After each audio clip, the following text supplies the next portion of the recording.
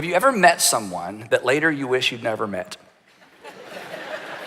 Nervous laughter. Yes, and no elbows, and don't lean over and look, okay? Have you ever met someone that you wish you never met? Or maybe that's too personal. How about this? Has your wife or your husband ever met someone you wish they had never met? That maybe they wish they never met, or maybe they're a little bit too happy that they met. I mean, you know what I'm talking about? Or maybe have your kids ever met people that you wish they had never met? And all of us have a story, and the answer is yes. And this is such a strange dynamic, but we're going to talk about it for a few minutes. It's folks we've met, isn't this true? It's folks we've met that are connected to our greatest regret. I don't know what your greatest regret is, but I bet you weren't alone, right? I don't know what your greatest regrets are, but chances are you weren't alone. Or if you were alone, it was still connected to a relationship. And this is such a strange thing because our greatest regrets involve people oftentimes. And the people they involve, they're not our enemies. They're not people that we're hostile with. I mean, we're on our guard around people that, that have hostility toward us. But they're usually with our friends. Our greatest regrets are usually connected with people we've met, and we considered those people friends. That's something to think about. Today we're in part 2 of our series, Guardrails. And in just a minute, I'll tell you why we named the series Guardrails in case you weren't here last week. And if you weren't here last week, at the very end of today's message, I'm going to tell you how you can see last week's message and this week's message again if you want to. For some of you, you're going to want your kids to watch today's message, but I want you to not, I hope that you won't listen today through the filter of, oh, I wish my cousin was here. I wish my daughter was here. I'm glad my husband's here. I hope that you'll listen today through the filter of whatever it is that you need to do with what you need, with what you hear. And if you're a Christian, that you'll listen to through the filter of maybe what God wants you to do. Now, everybody knows what a guardrail is on the highway, but a quick review. A guardrail is a system. It's a system designed to keep vehicles from straying into dangerous or off-limit areas. And we said last week the guardrails do at least 2 things. They direct us and they protect us. They direct and they protect. And the other thing about a guardrail, and this becomes important as we talk about how this applies to our lives, is that guardrails are never placed in the danger zone. Guardrails are never placed in the danger zone. Guardrails are actually placed in the safety zone.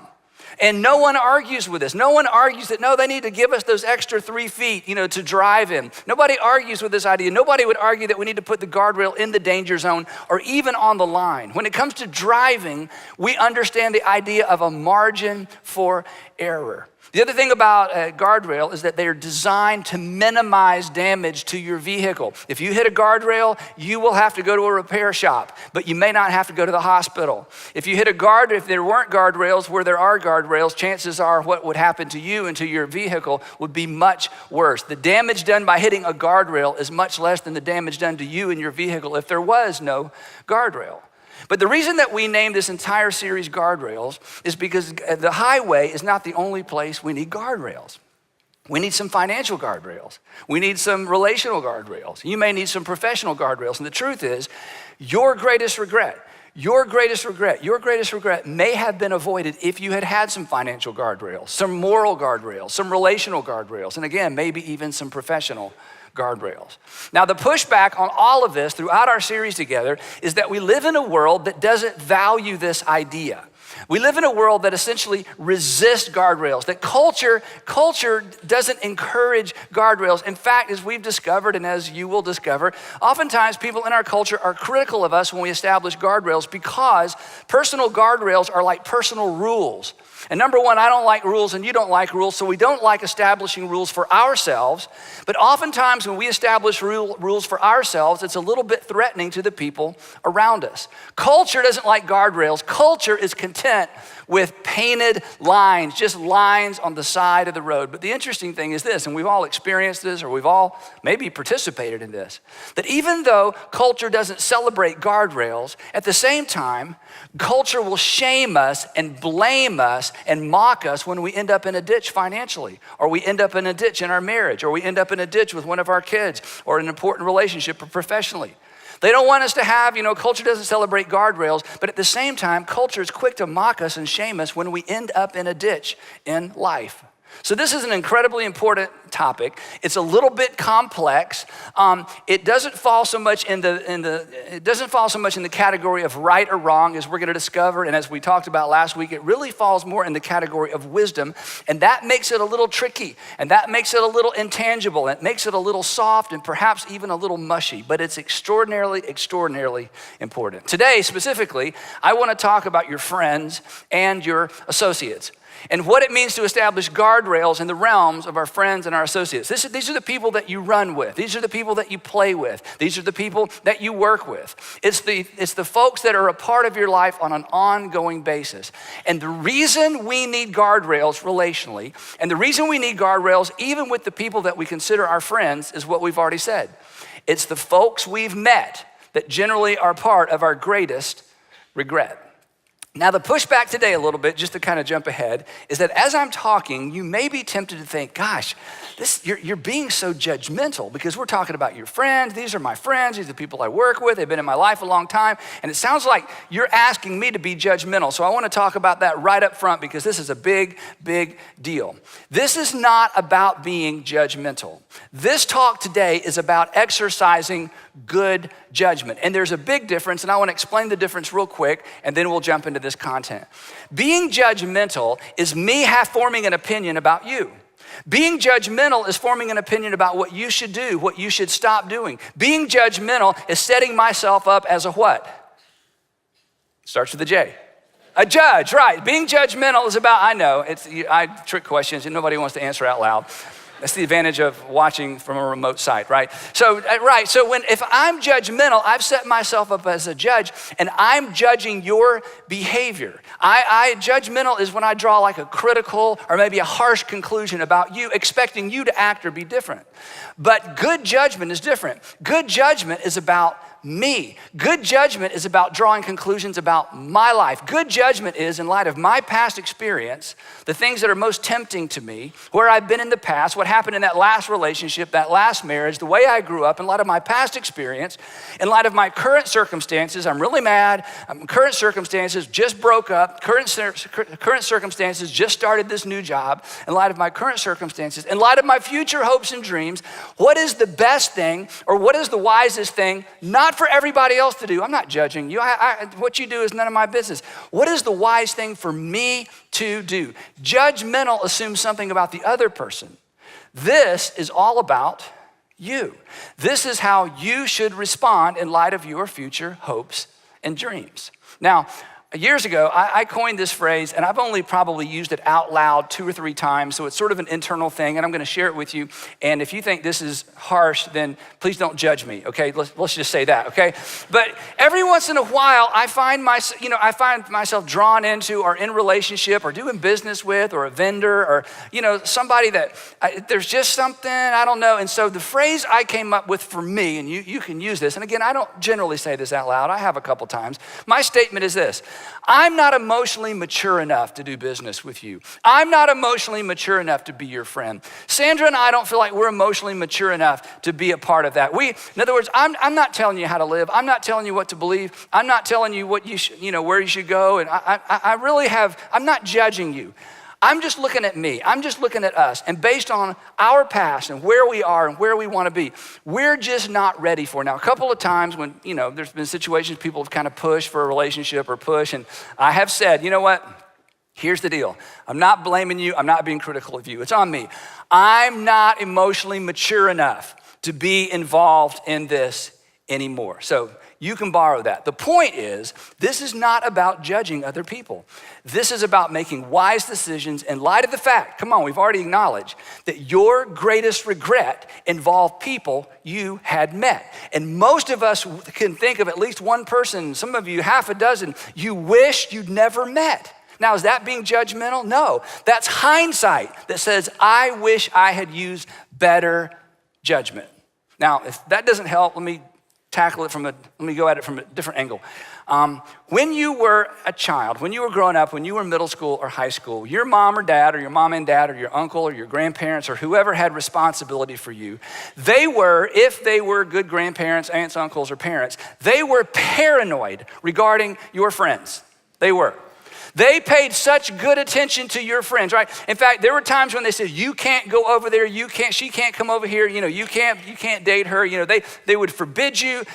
Some of your moms read your journals. Girls, ladies, if you had journals, they would sneak in there and read your journal. You'd find out, you'd be so angry, and you'd put tape on the bottom of your door to see if anybody came in your room, And then your mom took the door off. I know that's kind of a thing, take the door off. We never did that. That's kind of odd, but hey, sometimes you got to do what you got to do. Some of you, they were so extreme and the situation was so extreme, maybe they pulled you out of that school and put you in a different school. Maybe they just packed up and moved, just left the community, left the state. We're going to London. We got to get you out of this environment, And when you were on the receiving end of that, your response was like, most kids are like, you're being so judgmental, you're judging my friends. Well, now many of you are parents and you are paranoid-er, okay?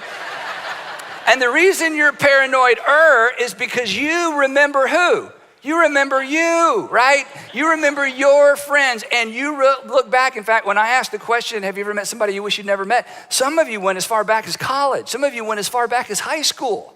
So what your mama knew and what you know is that this is a thing. I mean, there's a relationship between what happens there's a thing that goes on in relationships that can be super healthy or it can be super negative. Now that you're a parent, you have some big advantages over your parents in most cases because you can stalk your kids' friends. And in fact, it's true. Come on, this is true, right? By the time you meet your kids' friends, you already know everything about them. You know where their dad works, where their mom works, the fact that there's a divorce, who their sisters are, where their parents went to college. I mean, you know all that stuff. Now, is that being judgmental? No, that's just being nosy. No, it's because you care. It's because you care. It's not that you're trying to tell other parents how to raise their kids or tell other kids what to do. It's because you care about the person that God has put in your home, your son or your daughter. And when you kind of come down on them hard, they say what, we all said, you're so judgmental, you're so judgmental. And as a parent, you're saying, no, I'm just exercising good judgment. I'm exercising good judgment. And the reason is because as I said, what your mama knew. That our friends, that your kids' friends, that our friends determine the direction and the quality of our lives. This is just true, that our friends determine the direction and quality of our lives. Let me say it this way, that the thing that makes friendship marvelous is also the thing that makes it so hazardous and so dangerous. The thing about a great friendship or a great group of associates is that, you have stuff in common. It's easy, it's relaxing. But what happens when you're around people you consider friends, and this is supposed to happen, is you drop your guard. You let your guard down. And with certain groups of people, that's safe. But with other groups of people, that's dangerous. But that is the nature. That's not a good or bad thing. That's just a thing. That's just the nature of relationships and the nature of friendships. So the thing that makes, relationships so powerful is the thing that makes them so hazardous. You may not know this about yourself, but you are an acceptance magnet. This is part of being human. You are drawn to environments where you are accepted deeply. We all are. And if those are good environments, great. If they're not, that's not great, but we're drawn there either way. We are drawn toward places where we feel safe, where we feel accepted. And you've seen this happen with other people. You maybe can remember this from something in your past, but this is a continuous, ongoing dynamic, which means when it comes to relationships, friendships, associates, we need to be a little bit on our guard. We need guardrails. Now, if your experience doesn't prove this to you, or that's not enough evidence, my assistant, Diane Grant, sent me an article last week because she knew I was talking about this. And it's an article written by a neuroscientist, Maureen Cerf, who is a professor at Northwestern University. And for over 10 years, he has been studying relationships and decision-making and the relationship of decision-making on relationships. And here's what he has discovered, that what we have observed about people influencing other people isn't just behavioral, it's actually neurological, that something happens in your brain. In fact, in this study, they've discovered that that the brain waves of people when they spend time together actually begin to look identical. That the brain waves, before the behavior, before the attitude change, there is something that happens on the inside in our brains when we spend time with other people. Brain waves begin to line up. Now, that's kind of scary. That can encourage you or discourage you. Here's what he says, a couple of statements from the article. He says, the more we study engagement, we see time and time again that just being next to certain people actually aligns your brain with them. So look to your left, look to your right, okay? That while we sit here together, your brain waves are being aligned with them. In fact, it just happened. It did. Let me tell you how it just happened. Words came out of my mouth, I vibrated the air in the room, and your brain took those vibrations and turned them into words, and then you laughed with people you've never met with before. It just happened. Your brainwave, just me making you laugh together kind of lined you up. That's kind of scary. He says, this isn't just behavioral. This is neurological. He goes on, he says this, and this is pretty powerful. If people want to maximize happiness, that's me, and minimize stress, that's you. Don't we all want to maximize happiness and minimize stress? Look at this conclusion he draws. They should build a life that requires fewer decisions. How? By surrounding themselves with people who embody the traits they prefer. That if you surround yourself with people who embody, that is, live out the traits you prefer, he says, without any effort, without any decision on your part, your brain will begin to line up with the people who are becoming the kind of person that you ultimately want to be. Now think about that. Last statement, he says this. He says, over time, they'll naturally pick up on those desirable attitudes and behaviors. But the flip side is true as well. Over time, you can pick up on undesirable attitudes and behaviors. With no effort, just being in proximity, simply doing life with, being with people who are moving in a particular direction, something happens in your brain and in my brain. Now, is that judgmental? No, that's just true. This isn't about judgmental. This is about exercising good judgment. If this happens automatically, what should you do? If this happens automatically, how do I harness that? How should I respond? This isn't about being judgmental. Come on, look over here. This is about your future. Your future will be impacted by the people you spend time with. Your future will be impacted by the people you are in community with. Your future will be impacted by the people that you do life with. Now, interestingly enough, 3,000 years ago, before we were able to look at the brain, King Solomon, Israel's third king, there was Saul and David, and then his son Solomon became king, considered one of the wisest men who've ever lived. Some people say the wisest man who will ever live. 3,000 years ago, he makes a statement that punctuates what we have finally discovered. 3,000 years ago, here's what Solomon wrote. He said, walk with the wise, and you automatically, with no effort, no intentionality, you don't have to write anything down, you don't have to remember anything, you don't have to study for a test. Walk with the wise and you will, over time, become wise. It's just gonna happen automatically. Now, what is wisdom? We've talked about this. Wisdom is somebody who understands that life is connected, that the dots connect, that my past connects to my present, which is gonna be some sort of predictor of my future. That's what wisdom is. And he says, if you spend time with wise people, over time you will become wise. That wisdom is contagious. Imagine that. It just rubs off. Do life with the wise and you will be wise. And then there's a second part of this, for, or the way I memorized this a long time ago, the word was but, because it's a contrast. He says, but, or for, a companion of fools ultimately suffers harm. Now, we don't use the word fool because, you don't want to call someone a fool, but in the Jewish Bible, in the Jewish scriptures, a fool was a person who did not live carefully. A fool was somebody who did not understand about how the past connects to the present. That's a predictor of the future. A fool is somebody that just lives for the day. A fool is is the person that's like, well, tomorrow is tomorrow, and when I get to tomorrow, I'll deal with tomorrow. A fool is someone who, as Paul said last week when we started the series, is not careful. Remember the Apostle Paul says, walk carefully or live carefully or be careful where you step, essentially he said. A fool is someone who's just not careful. But the interesting thing about what Solomon said is what he doesn't say. Let me read it to you again. Walk with the wise and you become wise. Okay, if I hang out with wise people, I become wise. You would expect him to say, hang out with fools and you'll become a fool, but he doesn't say that. What Solomon says is that it's worse than that. Because if you spend time with, surround yourself with, do life with fools, over time, you're not simply gonna become a fool, you're going to suffer harm. That is, when their life goes bad, it's a proximity thing. The closer you are to them, the greater the odds that something bad happens to you. As they go, you go. To which we say, yeah, but I don't do what they do. To which Morin Cerf, the neuroscientist, would say, yeah, but stick around them long enough and you probably will, because your brain waves are gonna line up. So Solomon says it's worse than becoming a fool. You're actually gonna catch the shrapnel from their bad decisions. Again, every parent, you get this.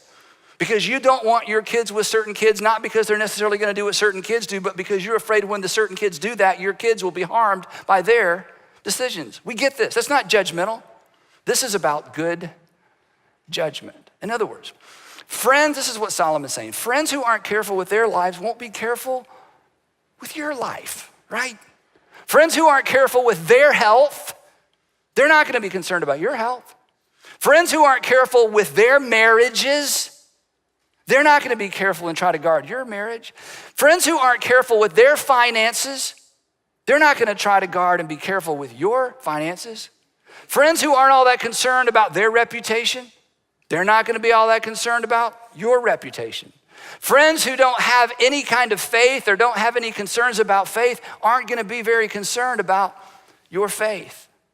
And friends who don't seem to care about the future, the last thing they're gonna worry about is your future. This is good judgment. This is a big deal. And this isn't about middle school and high school.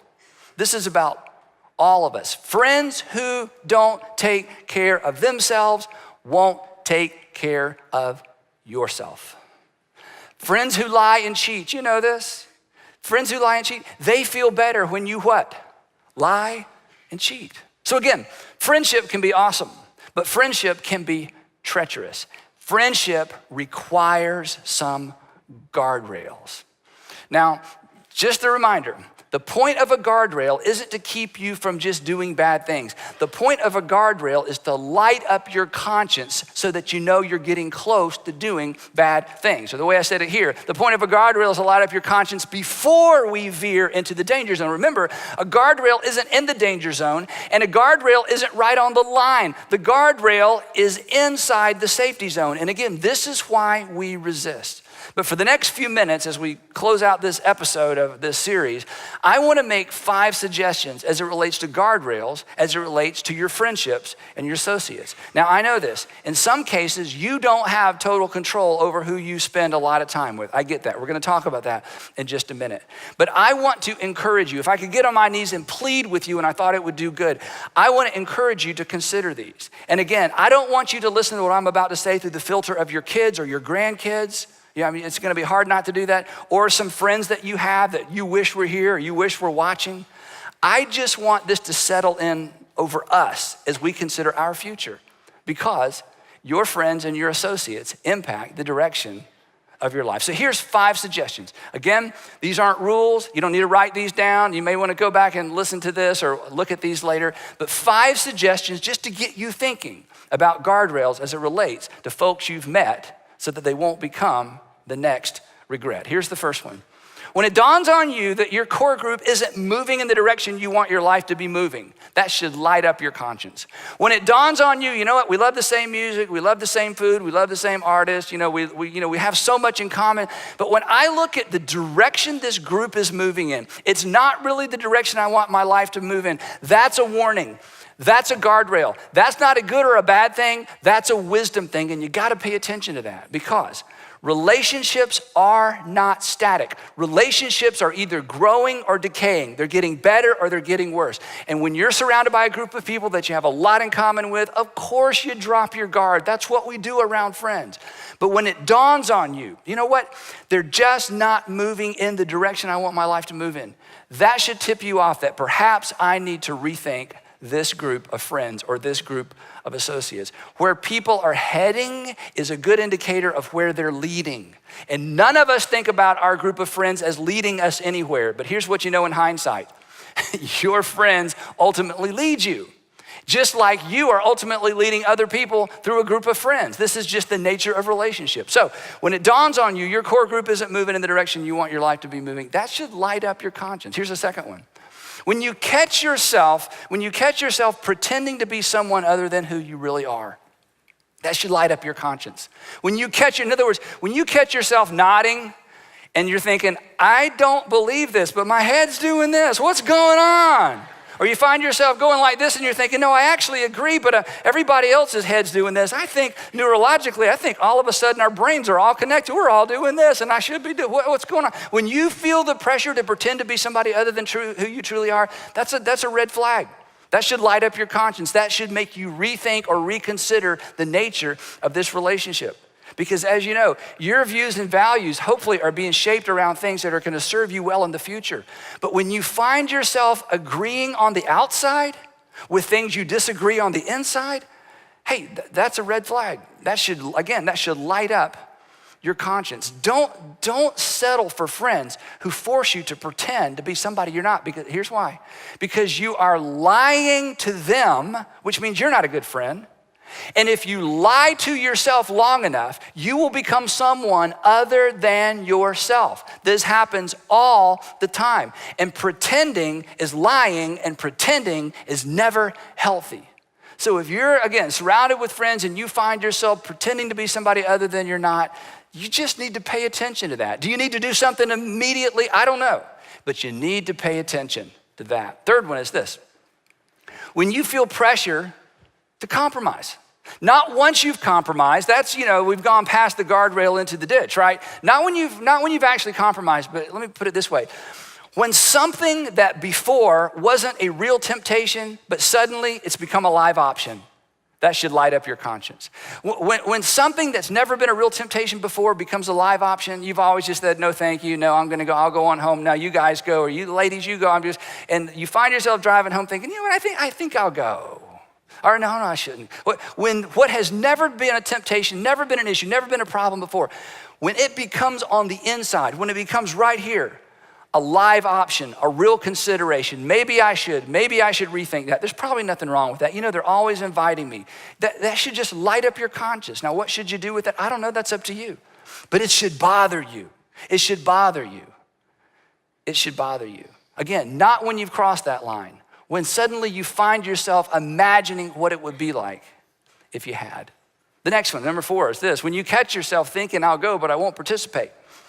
Now, you laugh. I'll just go, but I won't participate. Let me just ask you a question because it'll bring instant clarity to this. Would you buy this from your 14-year-old daughter? No, it's 12 guys, but me and my girlfriend are gonna go, but Dad, they're gonna be doing bad things, but I'm not gonna participate. Well, honey, you just go right ahead, that'll be fine. No, you give your daughter 2 options. Either you stay home or I go with you, you choose, okay? You have 2 options. I'm not saying no, I'm just saying there's gonna be 3 guys there. You're looking at the 3rd one, right? So, we wouldn't buy this from our kids or our younger brother or sister or our nieces and our nephews or our granddaughters or grandsons. Why would we buy it from ourselves? When you start that conversation, I'm not saying you shouldn't go. I'm just saying when this conversation starts in my head or your head, it should bother us. It should ding our conscience. We just bumped up against a guardrail. Very little damage done. But pay attention to the conversation you're having in your heart. When you catch yourself thinking, I'll go, but I won't participate. The last one is this, is when you hope the people you care about don't know your whereabouts. When you hope the people you care about don't know your whereabouts. And even once you get to whereabout you're going, even if you do nothing wrong, even if you don't break any laws, even if you're not in any way unfaithful or do anything to embarrass yourself or your family, the fact that in your heart and in your mind, you have begun, don't miss this, you have begun, this is the nucleus of a lie. You haven't lied yet. But if you think you would be tempted to lie so they don't know where you are or who you are with, that should bother you. Not because you've done anything wrong, but because you have established a guardrail. If you wouldn't want to have to tell them, if you hope they never find out, that should bother you. Come on, we're adults. That should be enough. That should tip you off. Okay, if I don't want the people that I care about to know where I am, to know my whereabouts, then I have no business going. Now again, in culture, it's like, oh come on. It's just this, it's just that. They won't know, and if they find out, just tell them. I mean, really, you feel like you gotta tell her, you gotta tell them, and you're like, well, No, yeah, on the inside, yeah, but on that, no, you're right. Oh, who am I? There we go. Now, if I get this. If this sounds kind of over the top and narrow and so judgmental, or maybe, oh, this is good for kids, but not for me, I get that. But here's why I'm adamant. Here's why I'm sure. Here's why, again, if I could get on my knees and beg you to do this and you do it, here's why I feel so strong about this. Partly because of what I do and the stories I hear. Partly because of the world we live in. Partly because I know myself.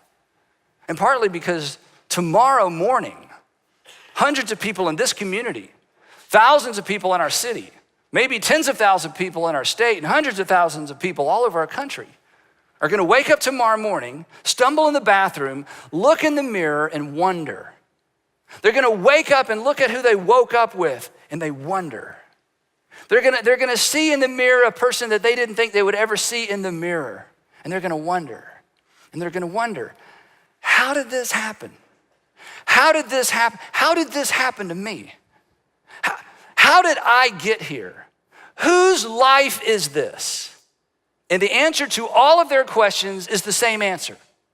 Our friends still determine the direction and the quality of our lives. It's why you need guardrails. It's why I need guardrails. It's why we need some internal rules that light up our conscience, not when we get into the danger zone, but long before we get there. Now, Jesus said something so significant, but we missed this. This is one of those little subtle Jesus sayings. It's not a popular one. It's not a famous one, but it should be. When Jesus was on the earth and when Jesus taught, there was a group of people that always had a counterpoint for every one of his points. No matter what Jesus said, they had an argument against it. And so one day, Jesus throws up his hands. I don't know if he threw up his hands or he smirked or he laughed or he smiled. I don't know what his body language was. But finally one day, he had just sort of gotten to the end of all this. And it was he makes this statement that's so powerful, but it sort of flies under the radar because of the context in which he said it. And again, because we don't talk about it very much. Here's his response to the people that just were not going to let him win the argument. No matter what he says, they were not going to let him win. So finally one day he says this, wisdom, I love this, wisdom is proved right by all her children. In other words, time will tell. Wisdom always has the last at bat. Wisdom always has the last word. But because wisdom is not an absolute, there is always a counter argument to be made. In other words, these 5 suggestions I've given you, I guarantee you, you are smart enough to go home or get in the car with your friends or your family or to sit down with me and give me a counterpoint for all of those things, why that's the most ridiculous thing in the world, why that's silly, Andy, you shouldn't tell people like that. You shouldn't plant those kinds of seeds. You're so judgmental. You're making everybody be afraid. I mean, and you could win the argument. Because wisdom is not an absolute. Wisdom plays in the gray space. Wisdom plays just inside the borderline, oftentimes from relational, financial, and personal disaster. Put it this way. Wisdom will allow you to win the argument, but ultimately you'll lose in life. That was Jesus' point. That wisdom is proved right, not in the courtroom, not in the debate. Wisdom is proved right by the outcome. And establishing personal guardrails as it relates to friends and associates, establishing personal guardrails, it's not a lack of concern for other people. It's not a lack of love for other people. This isn't even about other people. It's about your future hopes and dreams, your future marriage, your future relationship with your kids, your future finances. It's about being in a position to help those friends that you may have had to distance yourself from once they begin to reap what they have sown. It's not a lack of love. In fact, it's an expression of love. Because by remaining in the safe zone, you are better positioned to help other people and to help some of those very same friends once they cross those lines. And life begins to come back. Life begins to come back, and life comes back and begins to haunt them when the result of their decisions begin to come back and show themselves in their lives, their relationships, their finances, and their families. Wisdom, Jesus was right. Wisdom is proved right by all her children. Walk with the wise and become wise. As Paul said, be careful how you live, not as unwise, but as wise, making the most of the day, for the days are evil. So I want to encourage you, think about what we've talked about, to establish some personal guardrails as it relates to friends and family members. One of the reasons that we're so adamant about community groups and small groups is you have no control over most of the time who you work with. I realize that many of you spend your most productive hours with people who don't necessarily share your values, but because you spend so much time with that group, over time they become your group. And when you get in a small group, it's an opportunity to create, in some ways, a counter group, a group that is moving in the direction your life is moving in. And we don't want you to miss that opportunity. So here's the bottom line today. Establish some guardrails. You'll be glad you did, or you'll wish you had. And unfortunately, I know some of you already wish you had. And we'll pick the discussion up right there next week.